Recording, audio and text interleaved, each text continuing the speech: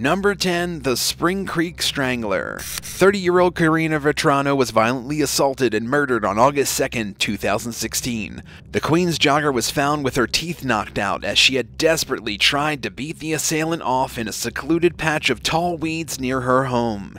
It was evident from how much she had been beaten that she had put up a valiant fight until the very end. The ardent runner and fitness buff was working out alone in Spring Creek Park near her house in Howard Beach when she was attacked and dragged approximately 15 feet or just under 5 meters off a path.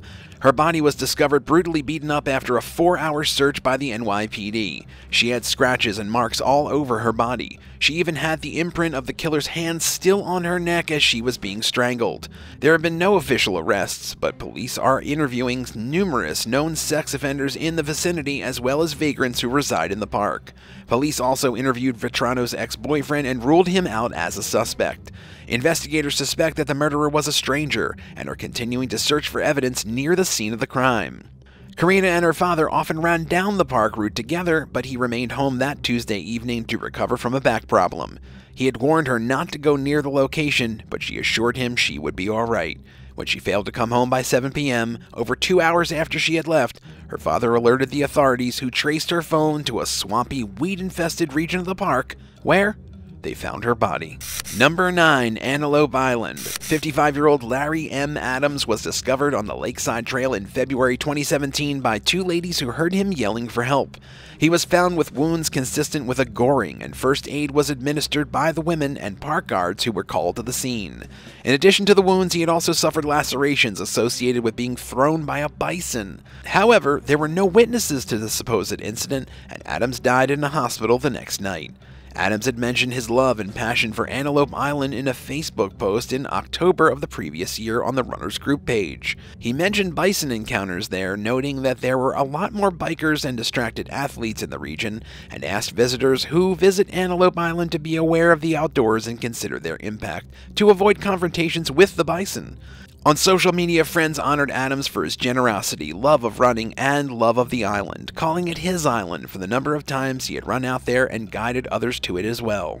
Others recounted happy memories with him there and spoke of his knowledge of the island trails and his love and respect for the animals there.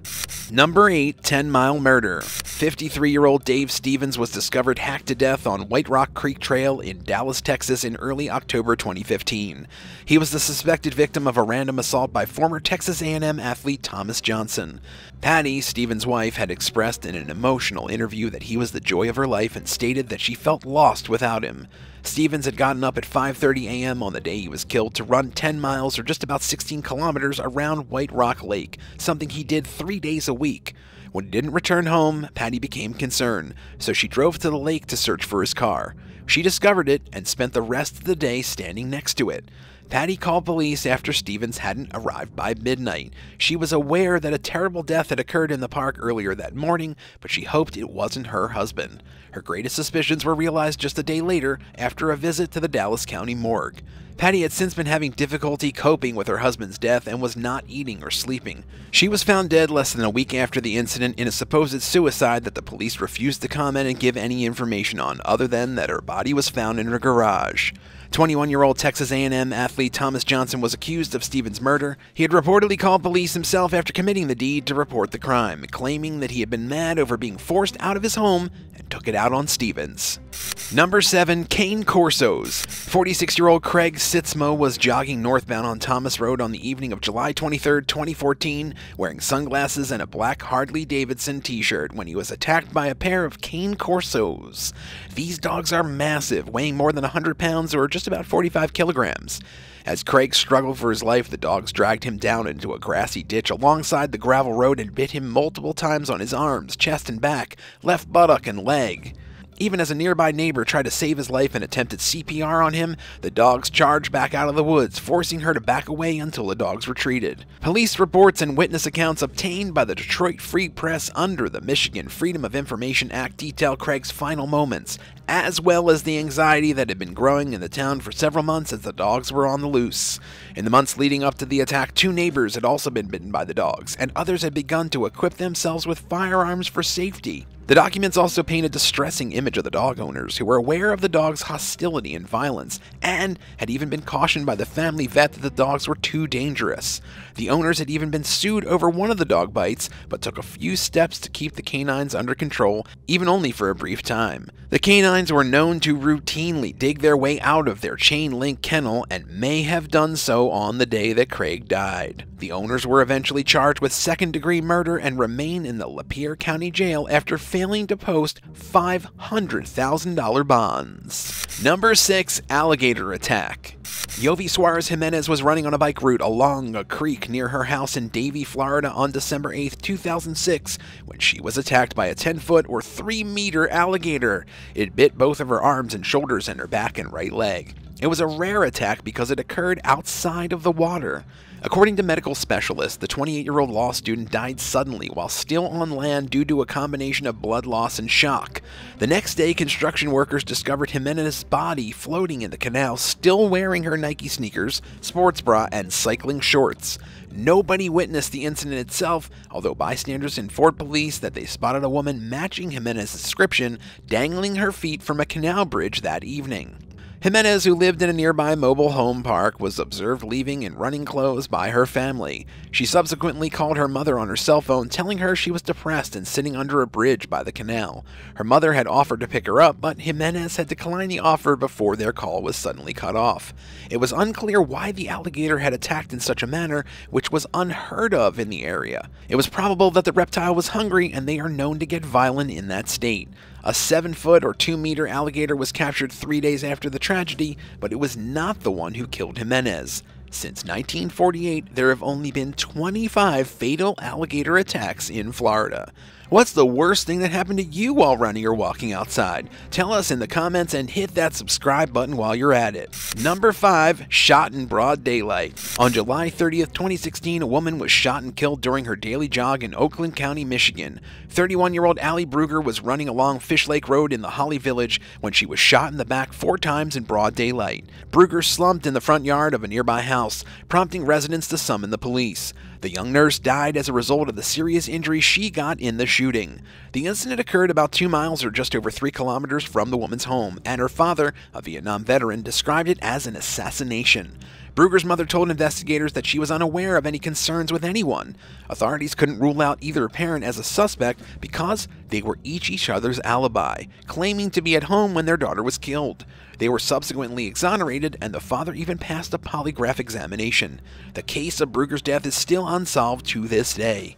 Police do believe that the victim knew her assailant, but police don't have any other leads, with the exception of a light-colored 4-door vehicle noticed in the neighborhood around the time of the shooting. Number 4. Eaten by wolves.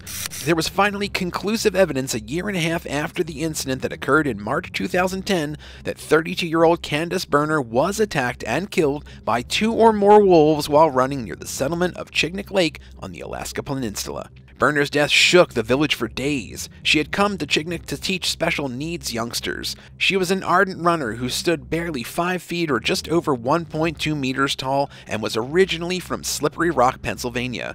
She had gone for a run near the rural town 450 miles or just about 720 kilometers southwest of Anchorage in March. She had been jogging down a road less than 2 miles or 3.2 kilometers from the scattered cluster of houses when wolves started approaching Chignik. What exactly transpired next is unknown. However, there is little doubt that the wolves killed her and then fed on her body. Wolf DNA obtained from Berner's clothing matched DNA from wolves shot later in the region. The forensic evidence corroborated Berner's injuries as well as the wolf footprints discovered around her body. There was conjecture at the time that the wolves were ill or malnourished, as it was unclear why they had attacked. There was a further lack of any evidence that the wolves were defending a food supply or had become used to human food. Other wolf attacks have been attributed to habitation normally, and wolves conditioned to congregate near communities or camps because food is plentiful and have been known to lose their fear and confront or even attack humans. Number 3. Trash pile. A Florida man was caught on tape beating a runner with a sword following a quarrel over the possession of a plastic dump cart. The unidentified culprit can be seen in security footage swinging the weapon at 48-year-old Todd Beavers during the July 15, 2019 altercation in an Oakland Park area. Beavers was out on a jog when he noticed the cart on a garbage pile in front of a residence near Prospect Road and Northwest 11th Terrace. The man who was allegedly digging through the trash appeared to be enraged by Beavers trying to steal his find. The two had a verbal spat, but Beavers took the cart and soon realized he was being followed. The footage showed the suspect approaching Beavers and taking a sword from a red sheath before furiously lashing out at the victim's arms during a struggle for control of the cart. Beavers is seen motioning towards the house through video surveillance while carrying a cell phone. The attacker eventually flees, but the ordeal is far from over. Minutes later, an unidentified lady approached the victim's home and carried the cart away while yelling profanities. The woman, like the male sword-wielding garbage pile hunter, was recorded on camera and can be clearly seen in the 54-second clip. She was not identified, though. The police offered a $3,000 reward for any information about the unidentified assailants. The surveillance video was posted to the public on the police department's YouTube account. They say one man's trash is another man's treasure, but is a plastic dump cart found in a bulk trash pile worth going to jail for? A man in Oakland Park certainly thought so. Number 2. Unprovoked. Anthony Crawford pled guilty to first-degree murder in the stabbing of Wendy Martinez on September 18, 2018. He attacked her while she was out for an evening run in Logan Circle. Crawford was sentenced to 30 years in prison for the unprovoked killing of an innocent woman.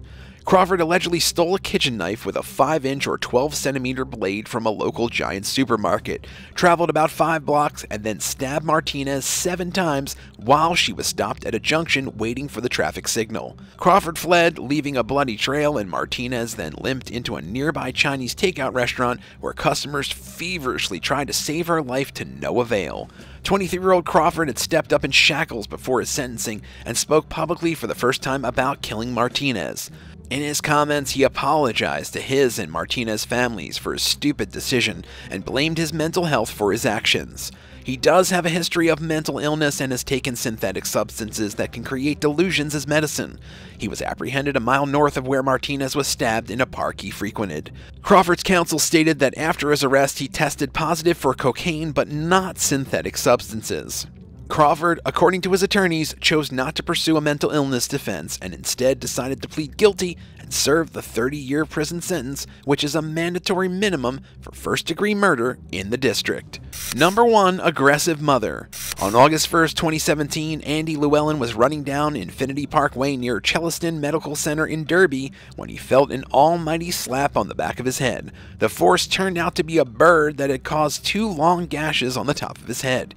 He was treated for his injuries and given antibiotics by medics. It was rather unusual for a bird to be so aggressive, but it was most likely protecting his chicks. Llewellyn describes the incident by telling that he did not hear the bird coming, and for a few seconds he was left totally bewildered.